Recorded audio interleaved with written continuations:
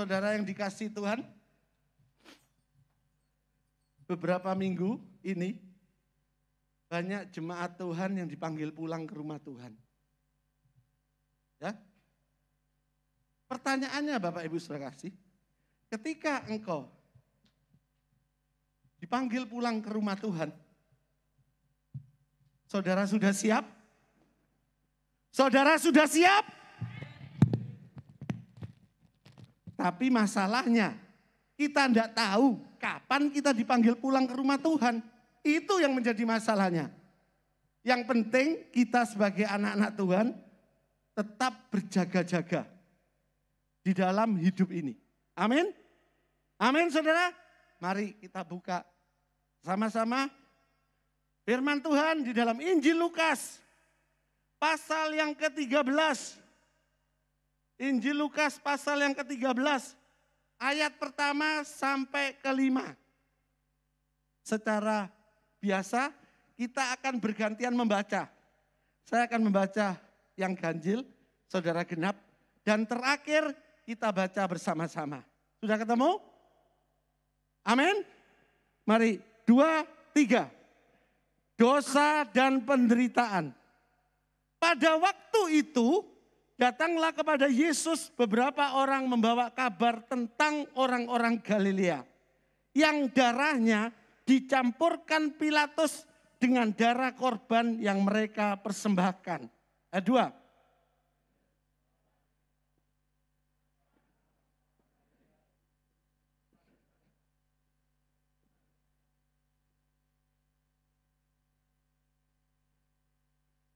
Tidak, kataku kepadamu, tetapi jikalau kamu tidak bertobat, kamu semua akan binasa atas cara demikian. Ayat 4 sama-sama.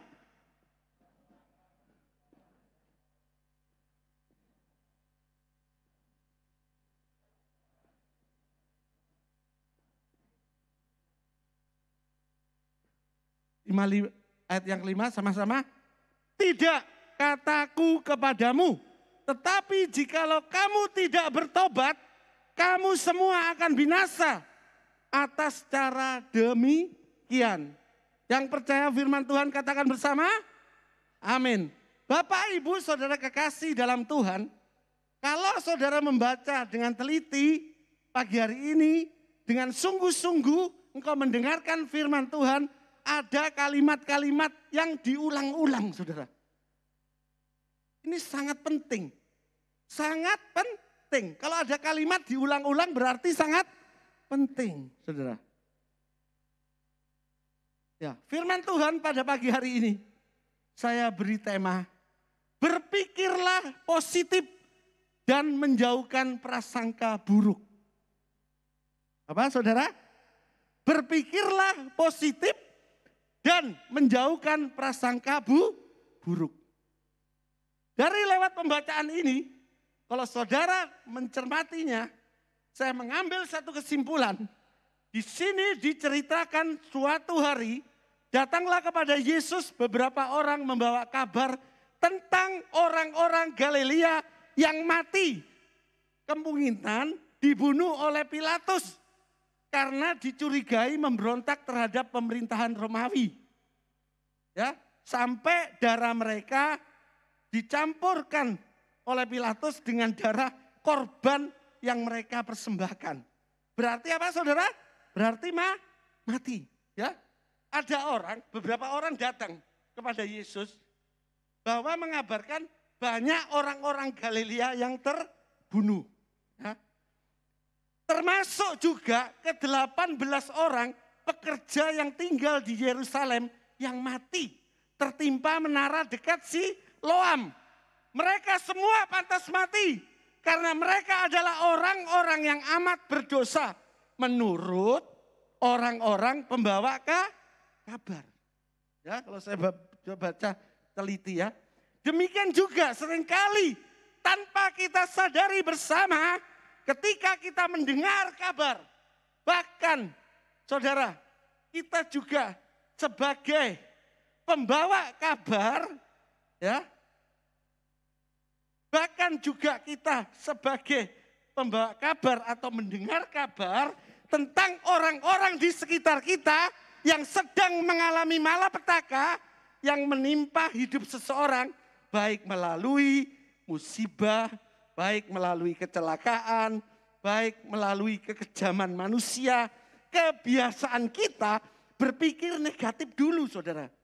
Kemudian dengan cepat-cepat kita berprasangka buruk terhadap mereka. Cepat-cepat menghakimi mereka. Menganggap mereka lebih pantas menderita. Lebih pantas bangkrut. Lebih pantas sakit. Bahkan lebih pantas mati. Kalau saudara yang dikasihi Tuhan membaca dan merenungkan firman Tuhan tadi. Dari kedua peristiwa tersebut, Tuhan Yesus menghapus anggapan kepada semua orang.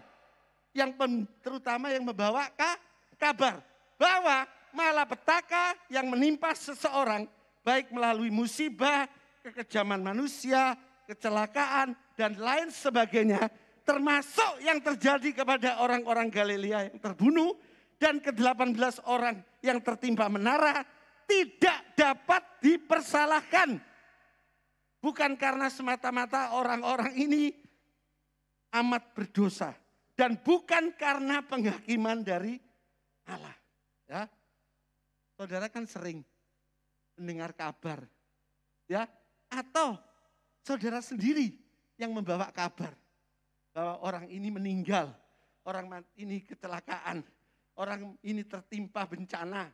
Dan sebagainya, dan sebagainya. Saudara cepat-cepat apa? Memiliki prasangka buruk. Oh, wong iki akeh dosane. Akeh dosane wong iki. Begitu ya? Ini Tuhan Yesus menyangka. Sangkamu, orang-orang Galilea yang meninggal. Itu, apakah lebih buruk dengan orang-orang Galilea yang masih hidup? Tuh, itu loh, sangka Tuhan. 2 kali Tuhan menyangka ya. Ayat 2, ayat 4. Saudara perhatikan yang saudara baca tadi. Orang yang tertimpa menara di Siloam, ya dilaporkan. Ke-18 orang ini. Oh, ini orang ini karena penghakiman Tuhan. Ditetapkan Tuhan. Kena penghakiman Allah. Ya, tetapi Yesus menyangga semua anggapan yang salah dan negatif tersebut. Dan termasuk kita sebagai orang percaya, hati-hati kita menyikapi segala sesuatu yang terjadi kepada orang lain. Jangan langsung memvonis bahwa itu orang itu lebih besar dosanya daripada dosamu. Hati-hati Bapak Ibu Saudara. Sering kita mengatakan, oh itu gede dosa nih. Lebih baik saya masih diberi kesempatan hidup sampai hari ini. Berarti orang itu sudah waktunya pantas mati. Biasa begitu? Saudara, pernah ya punya perasaan seperti itu? Nah, pagi hari ini kita membongkar firman Tuhan di rahasia. Semua itu dianggap Tuhan salah. Amin. Bukan mereka karena dosa mereka, bukan karena penghakiman dari Allah. Bahkan ketika orang itu tewas dalam kecelakaan tragis atau selamat secara ajaib, bukanlah ukuran tentang kebenaran. Jadi ya Bapak Ibu Saudara kasih, ada orang yang kecelakaan tragis mati. Oh iku akeh dosane. Ada yang selamat. Ya, oh ini orang ini masih dikasih Tuhan. Berarti dosanya lebih sedikit daripada orang yang mati tragis itu. Ya, kita hilangkan semua anggapan itu. Prasangka-prasangka buruk itu. Ya, yang diajarkan oleh firman pagi hari ini. Ya, itulah bukan ukuran tentang kebenaran. Tetapi semua orang pasti akan mati. Di sini juga Yesus tidak menjelaskan mengapa sebagian orang sementara harus hidup dan sebagian orang harus mati secara tragis. Ya, ini menjadi otoritas dan kedaulatan penuh Tuhan Yesus sendiri. Ya, biar itu bagaimana kejadiannya. Secara kecelakaan tragis, dalam mati kena bencana, dan engkau diselamatkan. Itu bukan satu ukuran kebenaran. Menurut saudara, karena kita bukan memiliki hak, hanya Tuhan yang memiliki otoritas dan kedaulatan penuh, saudara kekasih dalam Tuhan. Ya. Nah, yang paling penting di sini, saudara, sebagai orang percaya anak Tuhan, melalui firman Tuhan mengingatkan kepada kita semua. Mari kita buka di dalam Injil Lukas ayat yang ke-41. Ya, ini diingatkan oleh firman Tuhan. Ya. Lukas 6 ayat 41. 2, 3. Mari kita baca dengan suara keras bersama-sama. Mengapakah engkau melihat selumbar di dalam mata saudaramu, sedangkan balok di dalam matamu sendiri tidak engkau ketahui? Sering enggak dijumpai orang-orang Kristen yang sedemikian? Pernah enggak Bapak Ibu saudara kasih? Ya. Dan mungkin temannya berkata, wong model wae koyok ngene. Iso ngomongi orang ini seperti itu. Ya. Nah, ini seperti ini. Firman Tuhan menegur kita semua pagi hari ini. Mengapakah engkau melihat selumbar di dalam mata saudaramu, sedangkan balok di dalam matamu sendiri tidak engkau ketahui? Artinya apa saudara kasih? Artinya apa? Kita dapat dengan lebih mudah melihat kelemahan, kekurangan, dan kesalahan orang lain. Ya, saya ulangi. Kita dapat lebih mudah melihat kelemahan, kekurangan, dan kesalahan orang lain. Meskipun hanya kesalahan kecil saja. Daripada melihat kesalahannya pada diri sendiri yang jauh lebih besar. Dengan cara menghakimi. Ya, dengan cara menghakimi. Padahal belum tentu loh kita tahu kepastiannya. Tapi kita mudah-mudah cepat untuk menghakimi. Ya, ya, sering ada seperti itu? Sering terjadi? Atau kita sendiri yang sering melakukan seperti itu? Ya, kita dapat dengan lebih mudah melihat kelemahan, kekurangan, dan kesalahan orang lain. Meskipun hanya itu kesalahan kecil saja. Daripada melihat kesalahan pada diri sendiri yang jauh lebih besar dengan cara menghakimi. Sehingga timbul pikiran negatif dan prasangka buruk. Bahkan kita seringkali berani memberikan kesaksian atau alasan-alasan yang logis untuk dosa kita. Dengan cara menunjukkan kesalahan pada diri orang lain. Hati-hati saudara. Menunjuk 1 jari kepada orang, 3 jari saudara menunjuk dirimu sendiri. Hati-hati ya. Jangan saudara menghakimi apapun yang terjadi kepada setiap orang. Terutama orang-orang lain atau siapapun juga. Ketika engkau menunjuk dengan tanganmu, dengan orang tersebut, 3 jari menunjuk saudara. Saudara tidak berhak menghakimi. Hanya Yesus yang sanggup menghakimi engkau. Haleluya. Dan setiap orang tidak luput dari penghakiman kekal. Ya. Oleh sebab itu, semasa engkau masih ada di dunia ini, saudara jangan suka-suka menghakimi orang. Tapi nanti engkau ketika dipanggil pulang ke rumah Tuhan, itulah penghakiman yang diberikan Tuhan kepada engkau. Hati-hati saudara. Ya, hati-hati. Kalau saudara tidak tahu kepastiannya, saudara jangan mudah-mudah memiliki pikiran-pikiran negatif kepada orang tersebut. Dan prasangka-prasangka buruk yang saudara lontarkan dari mulut saudara. Hati-hati saudara. Ya, ini firman Tuhan sangat keras. Oleh sebab itu kita harus hati-hati. Ya. Dan kita mulai merasa dengan diri sendiri, saya lebih baik, lebih benar, lebih suci, saudara. Dan menunjukkan kepada kesalahan pada orang lain. Merasa diri kita sendiri lebih baik, lebih benar, lebih suci. Ya, jangan saudara menganggap tersebut. Amin. Nah, pertanyaannya, bagaimana saudara yang dikasihi Tuhan bisa mulai berpikir positif dan mengalihkan dan menjauhkan prasangka buruk itu? Bagaimana saudara yang dikasihi Tuhan pada siang hari ini, pada pagi hari ini, mulai berpikir positif dan menjauhkan prasangka buruk? Pertama-tama, perhatikan cara berpikir positif.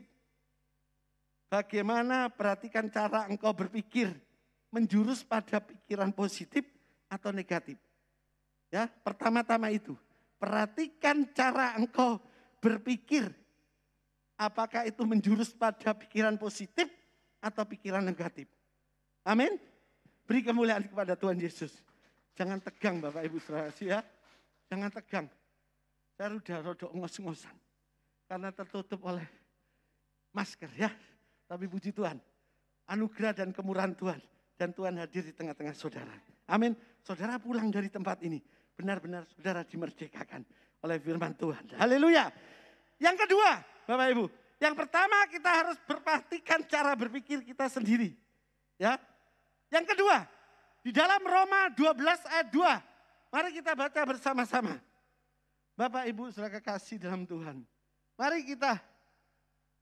Ya, cara yang kedua. Bagaimana saudara bisa dikasih Tuhan mulai berpikir positif dan menjauhkan prasangka buruk. Yang kedua.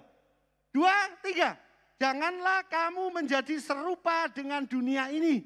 Tetapi berubahlah oleh pembaruan budimu. Sehingga kamu dapat membedakan manakah kehendak Allah, apa yang baik, yang berkenan pada Allah, dan yang sempurna.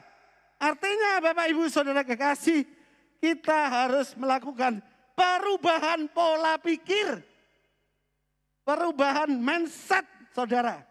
Ya, perubahan pola pikir kita bersama. Ya, mindset kita. Dimulai dari apa Pak? Dimulai dari menanggalkan pola pikir manusia lama kita. Supaya kita dapat diperbaharui dari hari ke hari di dalam roh dan pikiranmu oleh Roh Kudus. Amin.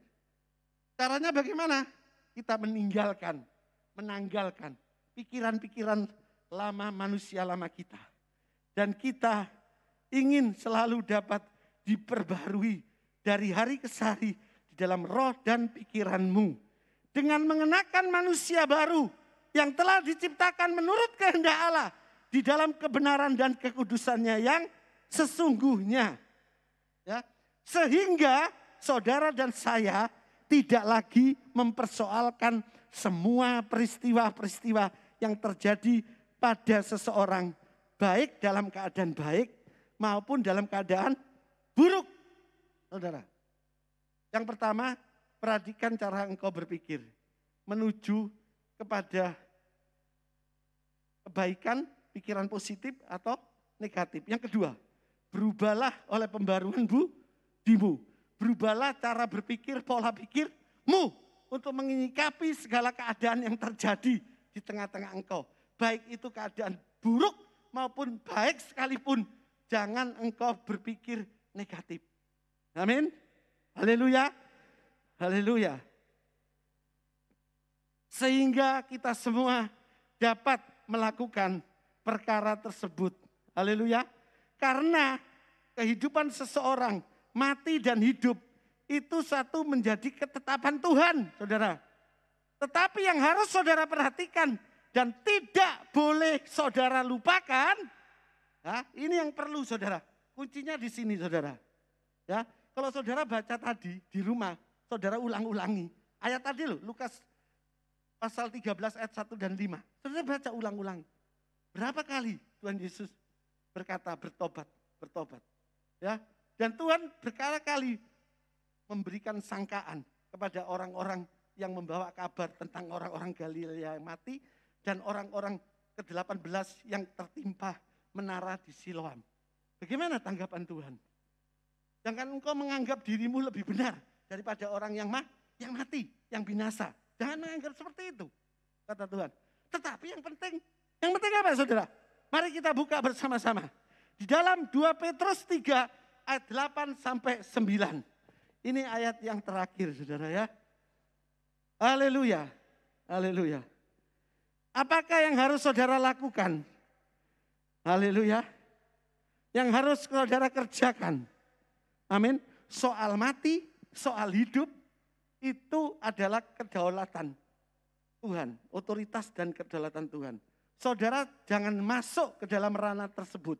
Karena belum tentu orang yang mati itu lebih baik daripada saudara. Lebih buruk daripada saudara. Ya, lebih baik dari saudara. Mungkin saudara yang berkata demikian, orang ini kena Pak, seperti kejadian seperti ini karena dosanya sudah pantas untuk mati Pak. Saya kan lebih baik. Nah, jangan punya berpikir seperti itu. Tapi yang harus kita kerjakan pada pagi hari ini, yang harus kita ingat dan jangan sampai lupa, yaitu di dalam 2 Petrus 3 ayat 8 sampai 9. Mari kita baca dengan suara keras bersama-sama. 2, 3. Akan tetapi saudara-saudaraku yang kekasih, yang satu ini tidak boleh kamu lupakan. Yaitu bahwa di hadapan Tuhan 1 hari sama 1000 tahun. Dan 1000 tahun sama seperti 1 hari. Yang kedua, ayat 9. Tuhan tidak lalai menepati janjinya. Sekalipun ada orang yang menganggapnya sebagai kelalaian. Tetapi ia sabar, saudara yang dikasihi Tuhan.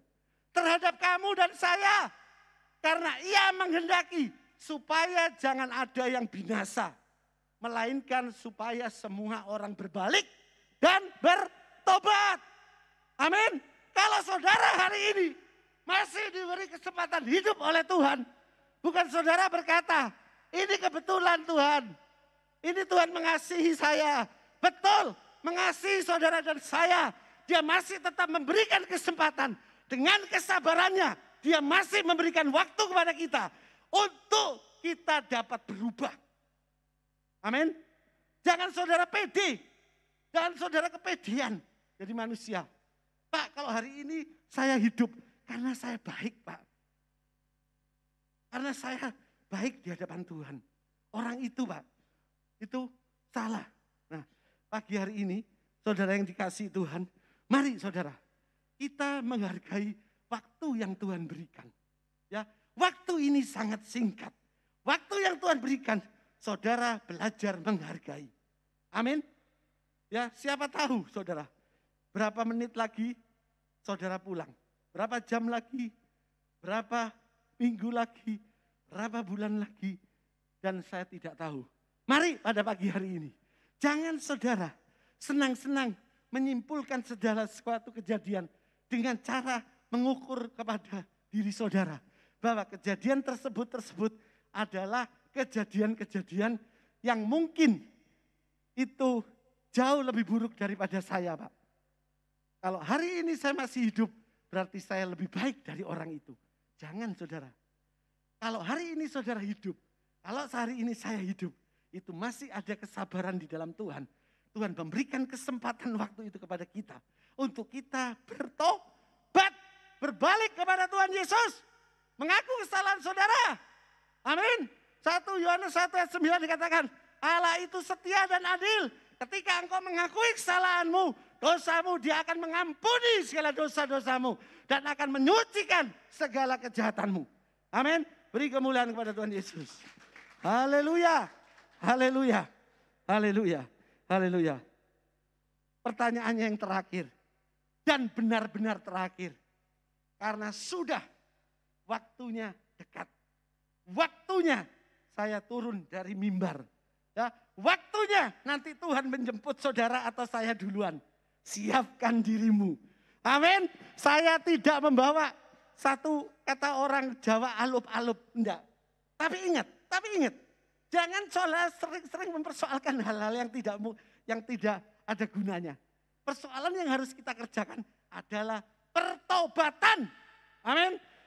Terakhir pertanyaannya, apakah saudara menggunakan lebih banyak waktu saudara untuk mengejar hal-hal yang bersifat sementara, bersifat fana, ataukah kau berjuang untuk membangun karakter Kristus?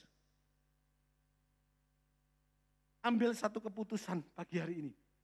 Ambil satu pilihan, ambil keputusan. Untuk kita hidup membangun karakter Kristus yang ada di dalam kita. Sehingga Tuhan utus kita untuk menjadi berkat. Dimanapun kau dipercayakan berada, nama Tuhan dipermuliakan. Nama Tuhan dijunjung tinggi. Nama Tuhan ditinggikan senantiasa. Amin. Amin. Beri kemuliaan kepada Tuhan Yesus. Haleluya. Haleluya. Haleluya.